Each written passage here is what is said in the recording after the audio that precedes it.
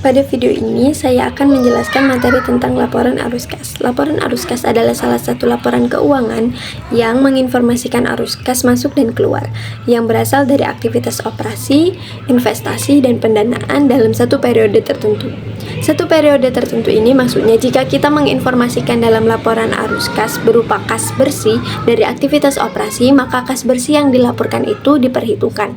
Misalnya pada tahun 2023, maka yang diperhitungkan mulai dari 1 Januari 2023 sampai dengan 31 Desember 2023. Laporan arus kas itu penting karena pengguna laporan keuangan seperti investor membutuhkan informasi arus kas. Kenapa membutuhkan informasi ini? Padahal sudah ada informasi tentang laba yang terdapat dalam laporan laba rugi.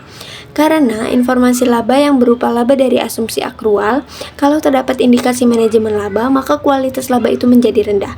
Dengan asumsi akrual ini masih memungkinkan bagi perusahaan untuk melakukan yang namanya manajemen laba, mengatur laba agar laba atau perubahannya tetap stabil.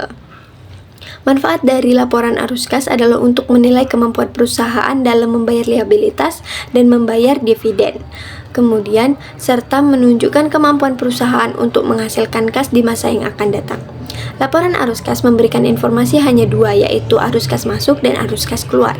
Jika lebih besar kas masuk dibandingkan dengan kas keluar, maka disebut kas yang dihasilkan. Namun, jika kas keluar lebih besar dibandingkan kas masuk, maka disebut kas bersih yang terpakai. 3 aktivitas dalam laporan arus kas, yaitu yang pertama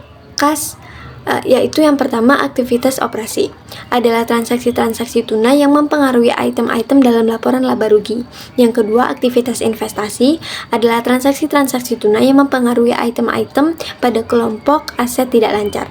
Dan yang ketiga, aktivitas pendanaan yaitu transaksi-transaksi tunai yang mempengaruhi item-item pada kelompok liabilitas jangka panjang dan atau ekuitas. Selain ketiga aktivitas tersebut yang akan dilaporkan dalam laporan arus kas, terdapat transaksi-transaksi non-kas yang nilainya signifikan.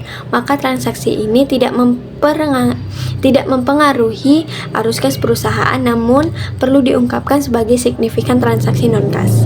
Sumber informasi untuk menyusun laporan arus kas yaitu laporan laba rugi periode berjalan, selanjutnya laporan posisi keuangan komparatif, yaitu laporan posisi keuangan yang mempengaruhi informasi untuk 2 periode, dan yang terakhir yaitu informasi-informasi tambahan.